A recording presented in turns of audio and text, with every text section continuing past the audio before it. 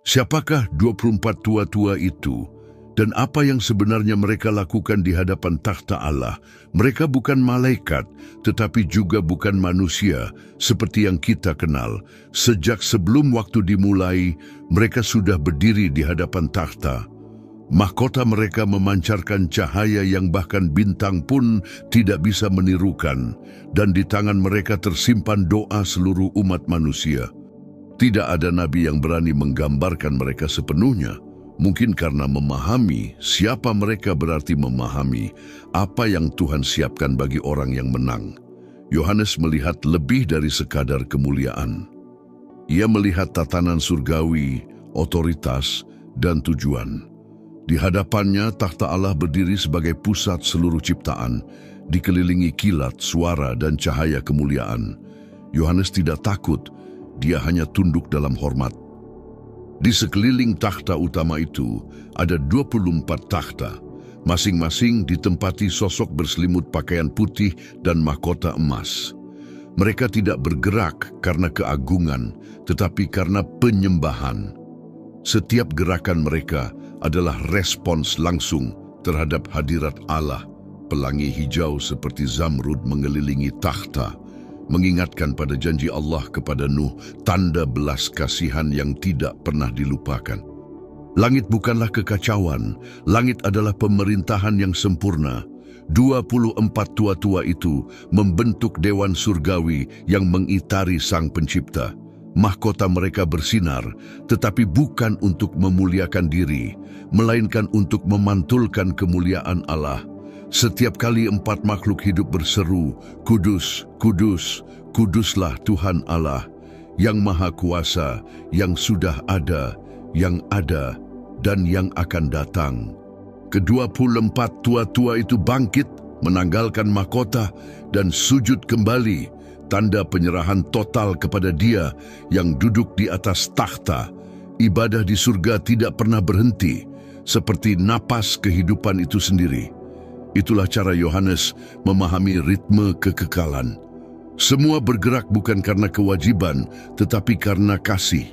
Setiap kali pujian naik, hadirat Allah tampak semakin kuat, seakan seluruh ciptaan diperbarui kembali. Di depan takhta, lautan kaca bukan sekadar pemandangan, tetapi lambang kemurnian dan kemuliaan. Di bawahnya, Yohanes melihat seperti api dan cahaya, tanda bahwa tidak ada satupun yang berada di luar kendali Tuhan. Takhta itu adalah pusat keadilan dan anugerah, tempat keputusan ilahi ditetapkan atas bangsa-bangsa dan manusia.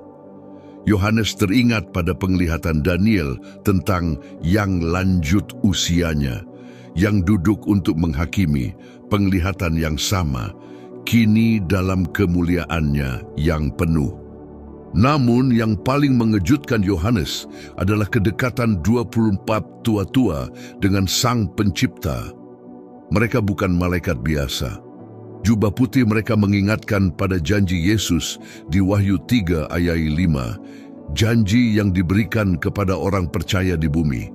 Yohanes menyadari bahwa mereka adalah para pemenang yang telah ditebus, manusia yang telah dimuliakan dan kini mengambil bagian dalam pemerintahan Allah. Mereka berkomunikasi bukan dengan kata, tetapi dengan cahaya, sepenuhnya selaras dengan kehendak Tuhan. Di hadapan takhta, waktu tidak lagi ada, masa lalu dan masa depan menyatu dalam hadirat Sang Kekal. Suara yang keluar dari takhta penuh kuasa, tetapi juga lembut. Setiap keputusannya berdasar pada kasih dan keadilan. Yohanes mengerti mengapa Yesaya berkata bahwa kemuliaan Tuhan memenuhi seluruh bumi. Ketika 24 tua-tua itu kembali sujud dan menurunkan mahkota mereka, suara itu bergema di atas lautan kaca, memenuhi surga dengan penyembahan. Setiap kali para tua-tua sujud, cahaya yang lebih kuat muncul. Yohanes menyadari bahwa di surga, penyembahan adalah juga pemerintahan. Mereka tidak kehilangan otoritas saat berlutut, justru menjadi lebih kuat.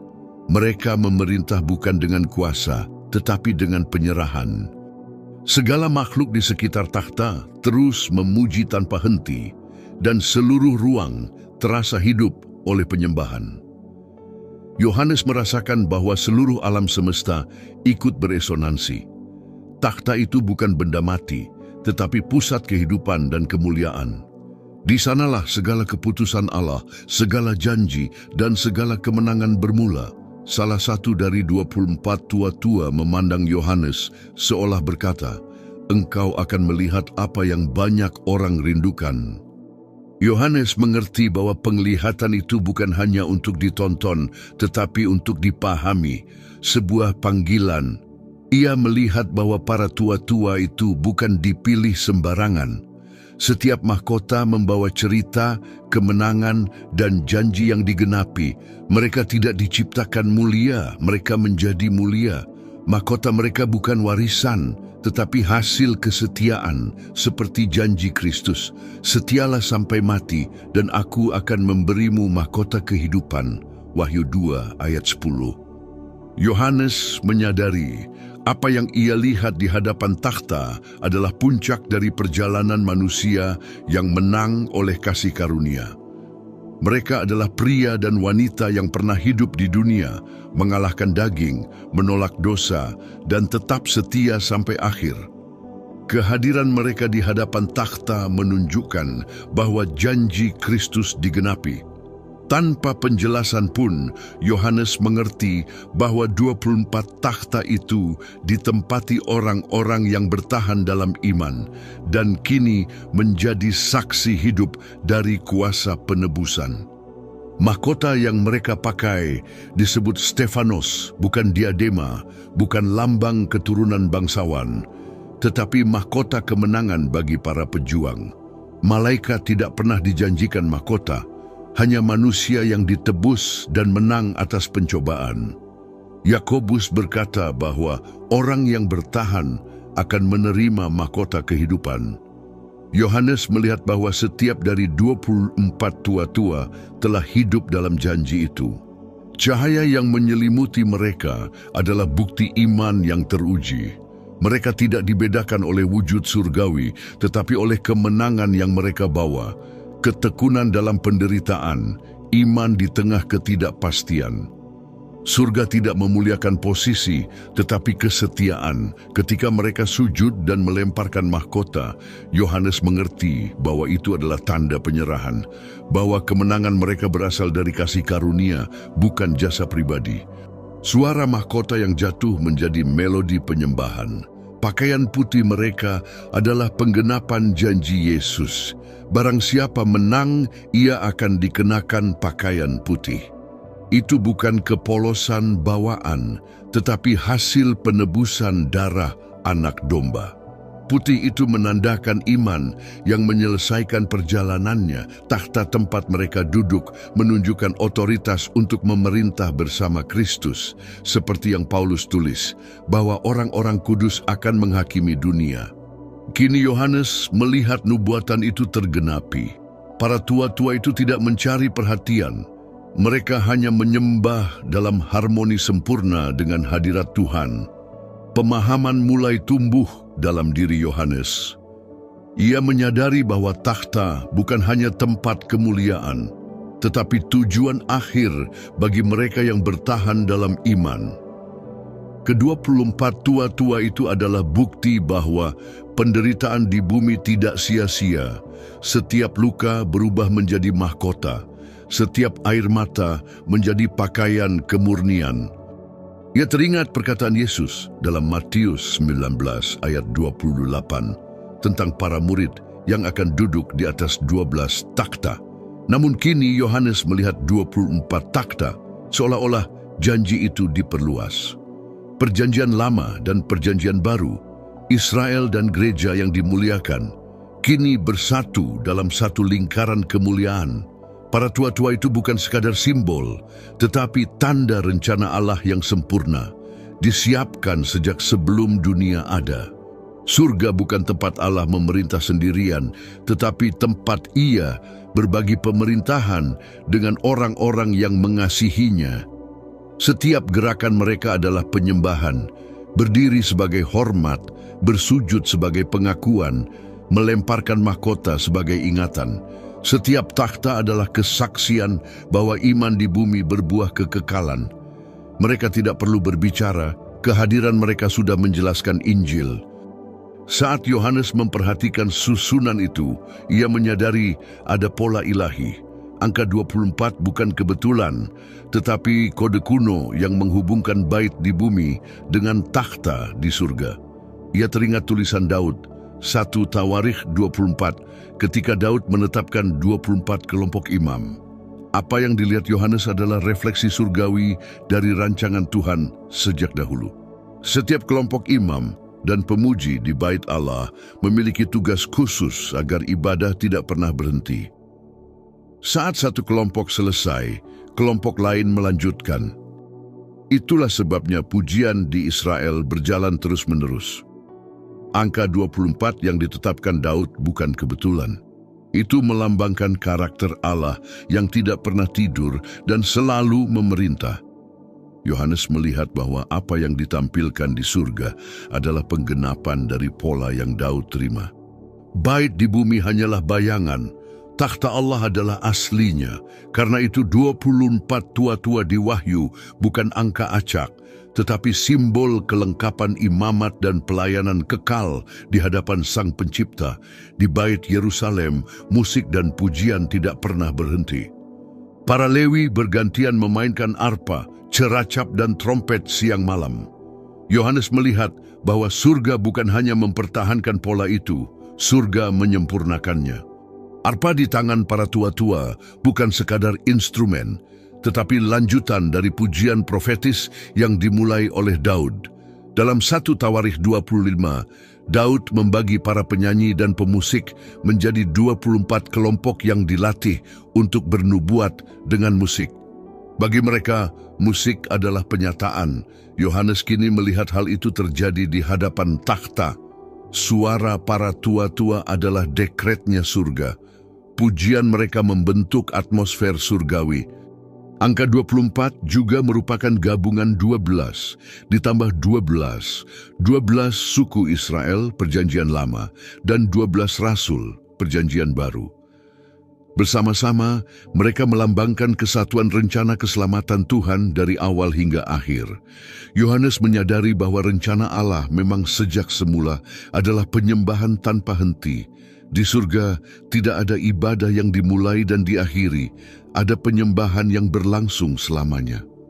Dan 24 tua-tua adalah simbol puncak dari ibadah yang dimulai di bumi, tetapi digenapi di surga. Apa yang dulu terpecah dalam giliran imam, kini menjadi satu kesatuan penuh. Yang dulu berupa siklus pelayanan, kini menjadi kekekalan dalam penyembahan. Apa yang dulu hanya bayangan, sekarang menjadi kenyataan hidup di hadapan Allah. Ke-24 tua-tua menggambarkan keseluruhan umat tebusan, semua yang pernah melayani, percaya, dan tetap setia. Segala doa, pujian, dan tindakan iman di bumi ternyata ikut membentuk penyembahan di hadapan takhta. Setiap gerakan mereka selaras dengan hadirat Allah. Ketika Dia menampakkan diri, mereka bangkit. Ketika Dia berbicara, mereka sujud. Pelayanan itu bukan kewajiban, tetapi kasih. Di hadapan takhta, pelayanan bukan beban, tetapi kehormatan. Penyembahan mereka terus-menerus, namun selalu baru, karena kemuliaan Allah tidak pernah berhenti tersingkap. Dulu, di tanah, Israel mendapat perintah untuk memberkati Tuhan siang dan malam. Kini itu menjadi ritme kekal di surga. 24 imam surgawi itu terus memuji dan memohon mengelilingi takhta yang menopang seluruh ciptaan. Arpa dan dupa mereka menjadi bahasa kekekalan, dan Allah berkenan atas harmoni itu. Mereka adalah tanda bahwa Allah selalu bekerja melalui umatnya. Bahkan di surga, orang-orang tebusan tetap mengambil bagian dalam rencananya. Joao mengerti bahwa angka 24 adalah jembatan antara bait di bumi dan takhta di surga. Pelayanan di bumi adalah bayangan. Pelayan di surga adalah penyempurnaannya. Ketika bumi menyembah, surga merespons. Ketika surga berbicara, bumi berubah. Suara arpa para tua-tua adalah nada yang sama yang dahulu didengar Daud, nada yang menginspirasi para nabi dan generasi penyembah. Di hadapan takhta Allah, Yohanes melihat bahwa penyembahan di surga bukan hanya keindahan, tetapi juga penggenapan rencana Tuhan. 24 tua-tua mulai bergerak, masing-masing memegang kecapi dan cawan emas. Suara kecapi itu lembut namun penuh kuasa, bukan hiburan, melainkan suara rohani yang melepaskan sesuatu dari surga. Dari cawan emas itu naik asap seperti emas cair. Yohanes mengenal aromanya, itulah doa-doa orang percaya. Wahyu 5 ayat 8 menjelaskan, setiap doa yang pernah dinaikkan di bumi tersimpan di hadapan Tuhan dan tidak satu pun yang hilang. Asap itu membawa cerita, doa orang tua untuk anaknya, seruan nabi-nabi, dan tangisan para martir. Yohanes mengerti bahwa pujian dan doa adalah pusat penyembahan surgawi. Apa yang dulu hanyalah bayangan di bait suci zaman Musa, kini tampak sempurna di hadapan takhta. Para tua-tua itu seperti imam-imam kekal, membawa doa umat Tuhan dari semua zaman. Suara kecapi itu pun bersifat profetik, seperti yang Daud tetapkan dalam 1 Tawarikh 25. Musik di surga bukan sekadar melodi, itu adalah deklarasi kemenangan anak domba dan senjata perang rohani. Ketika mereka bermain dengan sempurna, asap doa naik dan takhta Allah merespons dengan kilat dan suara, tanda bahwa Tuhan mendengar dan menjawab setiap doa dalam waktunya. Ini adalah penggenapan dari Mazmur 141 ayat 2. Biarlah doaku menjadi ukupan di hadapanmu. Yohanes melihat bahwa di surga, doa menjadi sesuatu yang tampak. Apa yang manusia bisikkan di bumi, di hadapan Allah, berubah menjadi wujud nyata, seperti asap dan aroma yang memenuhi ruang surgawi. Para tua-tua mengangkat cawan itu dengan sikap imam, menunjukkan bahwa surga memiliki liturginya sendiri, teratur, penuh makna, dan tidak pernah sembarangan. Harpa mereka seakan dibuat dari cahaya, dan nada yang keluar bukan bahasa manusia, tetapi bahasa roh, nyanyian penebusan yang tidak pernah habis karena penyataan Allah tidak pernah selesai. Asap dari cawan itu adalah doa-doa umat sepanjang zaman, dari Daniel, Daud, para rasul, hingga orang percaya masa kini menjadi satu aroma di hadapan Tuhan. Para tua-tua tidak hanya menyaksikan, tetapi ikut serta dalam rencana Allah, mengangkat doa umat, memainkan kemenangan, dan menghubungkan bumi dengan surga. Setiap lagu mengubah suasana. Makhluk hidup merespons, kilat dan guruh bertambah, dan kemuliaan di sekitar takhta memancar lebih terang. Yohanes mengerti bahwa doa dan penyembahan adalah bahan bakar kemuliaan Tuhan. Surga bukan tempat yang diam, tetapi kerajaan yang terus bergerak, di mana penyembahan memanggil jawaban, dan jawaban menyalakan penyembahan yang baru. Ia menyadari bahwa siklus itu tidak pernah berhenti. Doa naik, Tuhan menjawab, para tua-tua memetik kecapi, dan pujian terus bergema. Itulah bukti bahwa penyembahan adalah pemerintahan di surga. Takhta dikelilingi suara dan harum dupa sebab kerajaan ditopang oleh penyembahan dan syafaat. Yohanes melihat bahwa setiap doa menjadi bagian dari melodi kekal di hadapan Tuhan. Suasana berubah, kecapi merendah dan cawan-cawan dinaikkan terakhir kali. Asap memenuhi takhta, menandakan sesuatu yang besar akan terjadi. Anak domba mulai bergerak, para tua-tua bersiap menyanyikan sesuatu yang akan mengubah sejarah. Sebelum lanjut, jika konten ini memberkati hidup Anda, silakan like, komentar, dan bagikan. Dukung channel ini melalui tombol terima kasih atau jadi pelanggan, supaya pelayanan ini terus berkembang. Lanjut, Yohanes melihat cahaya lebih kuat memenuhi takhta. Seorang muncul membawa gulungan yang dimeterai 7 meterai. Seorang malaikat kuat berseru, "Siapa yang layak membuka gulungan itu?" Wahyu 5 ayat 2. Tidak ada makhluk di surga menjawab. Yohanes menangis menyadari betapa besar kekudusan Tuhan dan betapa terbatasnya ciptaan. Salah satu tua-tua mendekat dan berkata, "Jangan menangis, singa dari suku Yehuda telah menang." Wahyu 5 ayat 5. Yohanes menatap dan melihat anak domba, bukan singa yang ia bayangkan, tetapi korban yang hidup kembali. Penyembahan meledak. Para tua-tua sujud dengan kecapi dan cawan penuh doa. Mereka menyanyikan nyanyian baru. Engkau layak membuka meterai, sebab engkau telah disembelih, dan dengan darahmu engkau telah menebus manusia dari setiap suku, bahasa, kaum, dan bangsa. Itu adalah lagu penebusan, lagu yang malaikat tidak dapat nyanyikan. Hanya mereka yang diselamatkan oleh darah anak domba yang mengenal melodi itu. Itu adalah suara kasih karunia yang berbicara. Setiap kata mengingatkan tentang pengampunan dan kemenangan atas dosa. Yohanes menyadari bahwa nyanyian itu bukan sekadar pujian, tetapi kesaksian. Para tua-tua menyanyikannya karena mereka sudah mengalami apa yang mereka pujikan. Pujian mereka memenuhi seluruh surga. Para malaikat menjawab, bukan dengan nyanyian penebusan, tetapi dengan seruan. Domba yang disembelih itu layak menerima kuasa, kekayaan, hikmat, kekuatan, hormat, kemuliaan, dan pujian. Wahyu 5 ayat 12. Yang satu memuji karena melihat kemuliaan, yang lain karena mengalami penebusan, namun semuanya memuliakan anak domba. Yohanes mengerti bahwa nyanyian baru adalah wahyu. Setiap kali anak domba berkarya, surga menanggapi dengan pujian baru. Itulah sebabnya pujian di surga tidak pernah berhenti. Para tua-tua sujud kembali, meletakkan mahkota. Setiap mahkota mewakili hidup yang telah ditebus. Mereka memuji bukan karena kewajiban, tetapi karena hati yang penuh syukur. Dan nyanyian mereka mengingatkan tujuan penebusan.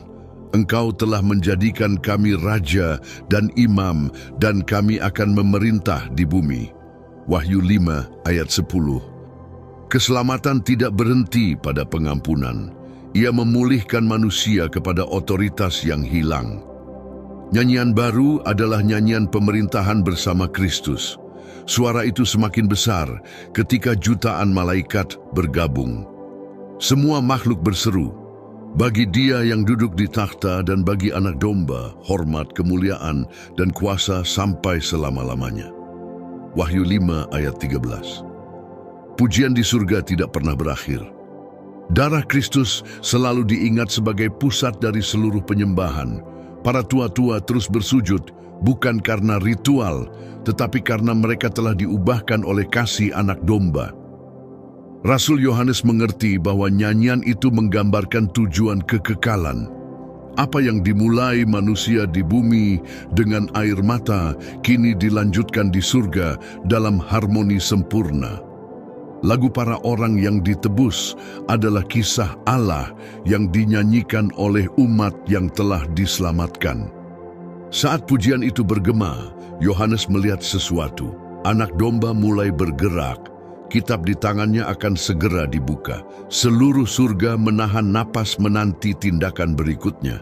Yohanes kembali memperhatikan 24 tua-tua. Jubah putih dan mahkota mereka bukan sekadar simbol, tetapi bukti kemenangan. Putihnya jubah itu adalah janji Kristus yang digenapi. Siapa yang menang akan mengenakan jubah putih. Jubah itu ditenun di bumi. Dari kesetiaan, ketaatan, dan ketekunan di tengah pencobaan, mahkota yang mereka kenakan bukan diadema kerajaan, melainkan Stefanus, mahkota kemenangan, seperti seorang pelari yang mengakhiri pertandingan dengan setia. Para malaikat tidak memakainya sebab mereka tidak pernah berjuang melawan dosa. Hanya para pemenang yang menerima mahkota. Janji-janji Yesus kepada jemaat kini nyata di hadapan tahta. Mereka yang bertahan sampai akhir menerima otoritas dan kemuliaan. Seperti yang Paulus juga nyatakan, telah kuakhiri pertandingan, telah kupertahankan iman, kini tersedia bagiku mahkota kebenaran. Jubah dan mahkota itu adalah tanda kehidupan yang menang, buah dari kasih karunia dan kesetiaan yang tidak goyah sampai akhir. Yohanes menyadari bahwa setiap mahkota di surga membawa sebuah kisah, bukan sekadar emas, tetapi tanda ketaatan dan kemenangan yang lahir dari kesetiaan. Saat dunia menyerah, mereka tetap bertahan. Saat takut datang, mereka tetap percaya. Karena itu, mahkota menjadi pengingat akan perjalanan iman mereka. Yang paling menggetarkan hati Yohanes adalah ketika para tua-tua meletakkan mahkota di kaki takhta. Suara lembut emas yang jatuh itu mengungkapkan satu kebenaran. Mereka tidak memamerkan kemenangan, tetapi mengembalikan kemuliaan. Mereka tahu bahwa tanpa anak domba tak akan ada mahkota. Kemenangan mereka adalah hasil dari kemenangannya, dan mereka berseru, "Engkau layak menerima kemuliaan, hormat, dan kuasa." Wahyu 4 ayat 11. Yohanes mengerti bahwa tindakan itu adalah puncak penyembahan. Tak ada kebanggaan di hadapan Tuhan.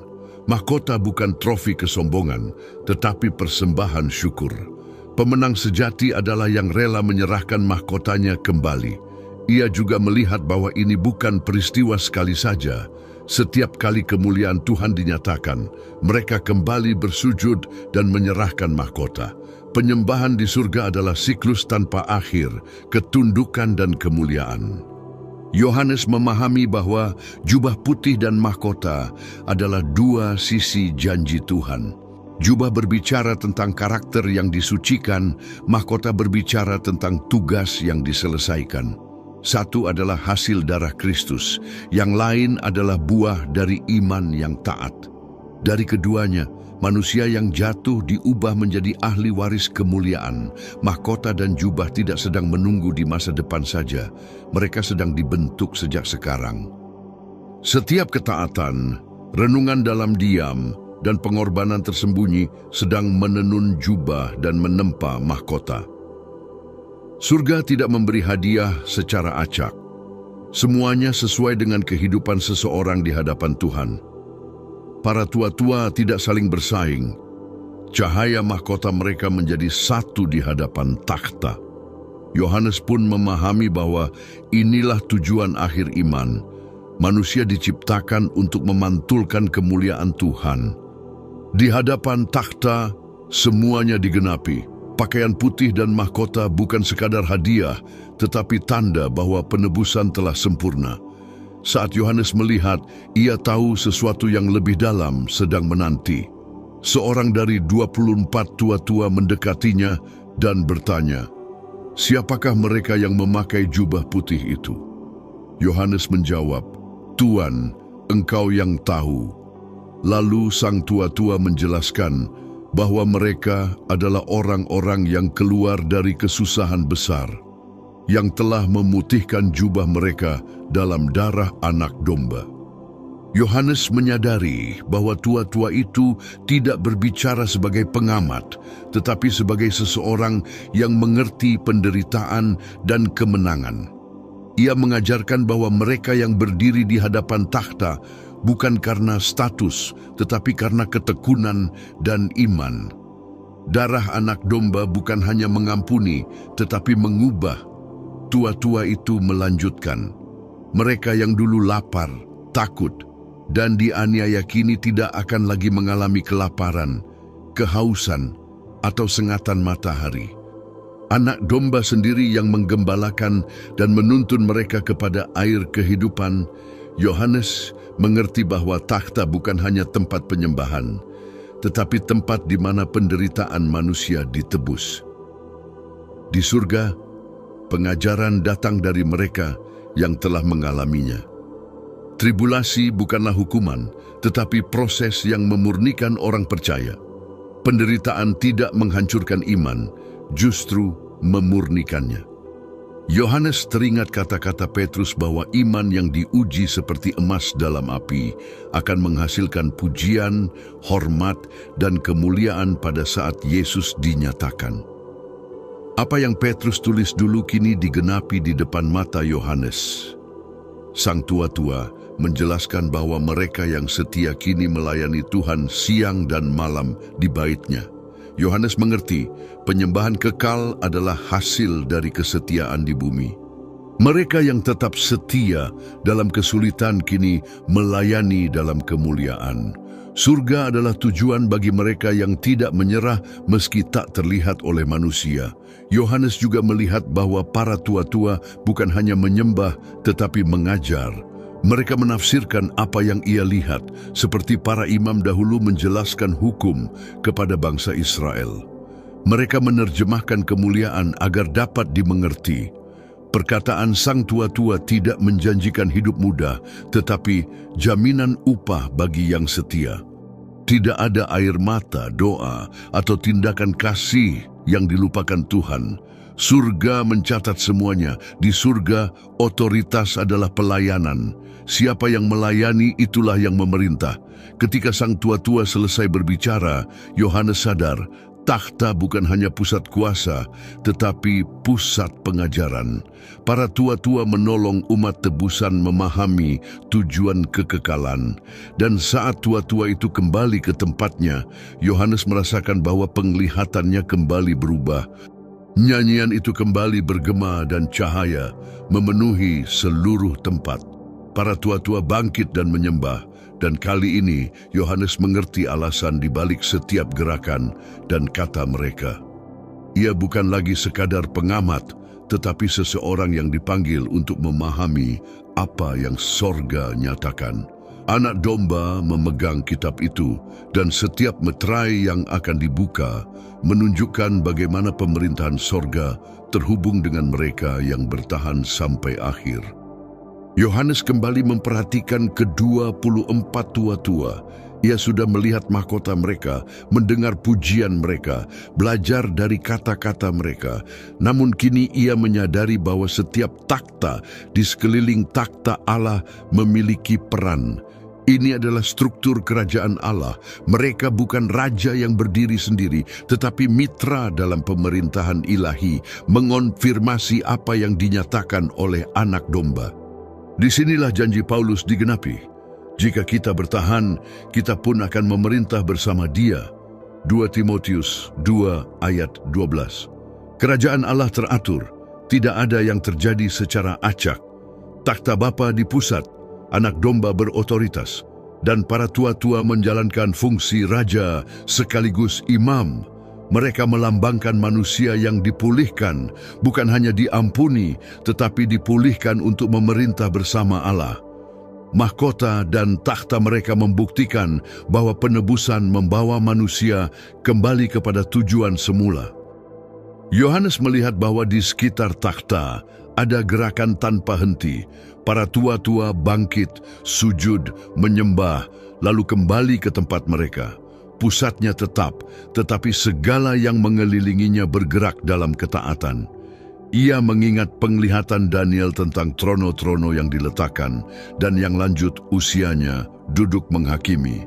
Daniel 7 ayat 9. Kini Yohanes melihat penggenapannya. Dewan sorga memerintah dan menghakimi sesuai kehendak Anak Domba.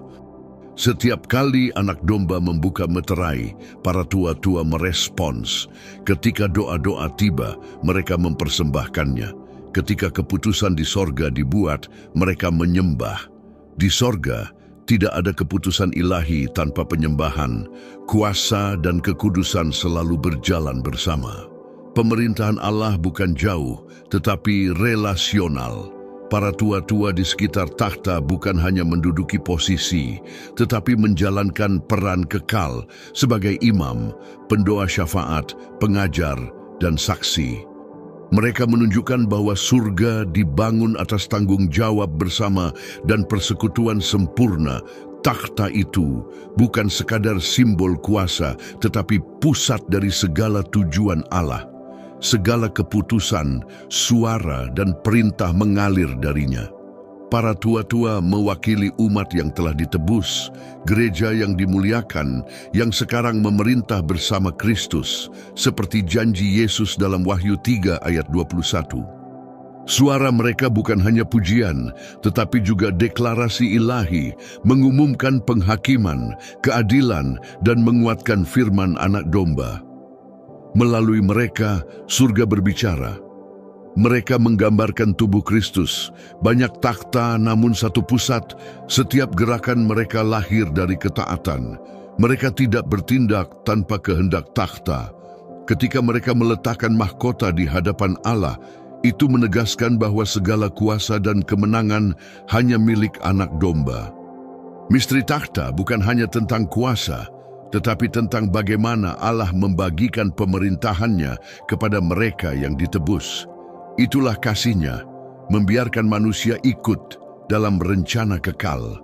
Segala sesuatu kembali tertata, musik kembali terdengar, doa naik, dan takhta bersinar, sementara kitab terus dibuka dan kehendak Allah terus digenapi. Yohanes mengerti bahwa tahta Allah adalah tujuan akhir semua orang percaya, tempat di mana pergumulan berakhir dan kita mulai memerintah bersamanya. Segala yang ia lihat, para tua-tua, mahkota pakaian putih, kecapi, dan doa-doa para santo, semuanya menunjuk pada satu pusat, Kristus, Anak Domba yang telah disembelih dan hidup selamanya. Di hadapan tahta itu tidak ada ruang bagi kemuliaan lain. Semua pujian, cahaya, dan penyembahan hanya bagi Yesus yang membuka meterai dan menyingkapkan akhir dari sejarah manusia. Dialah yang menebus kita dengan darah-Nya, menjadikan kita raja dan imam bagi Allah. Adegan itu tidak pernah berakhir karena pemerintahan Allah kekal. Para tua-tua akan terus menyembah, mahkota akan terus diletakkan, dan hadirat tidak akan pernah berhenti. Pesannya tetap sama sampai hari ini, tahta itu tidak jauh, anugerah masih terbuka. Darah yang menyucikan para kudus di surga adalah darah yang sama yang dapat memulihkan hati kita sekarang. Pertobatan bukan kelemahan, itu permulaan pemulihan. Yesus yang sama yang dilihat Yohanes dalam kemuliaan masih memanggil mereka yang lelah, jauh, dan ingin memulai kembali. Jika hatimu tersentuh dan engkau ingin berdamai kembali dengan Yesus Kristus, katakanlah dengan iman, Tuhan Yesus, aku menerima Engkau sebagai Tuhan dan Juru Selamatku. Dan jika engkau sudah percaya, tulislah amin di komentar sebagai kesaksian iman, supaya lebih banyak orang dijangkau. Tahta masih terbuka, Anak Domba masih memerintah, anugerah masih memanggil.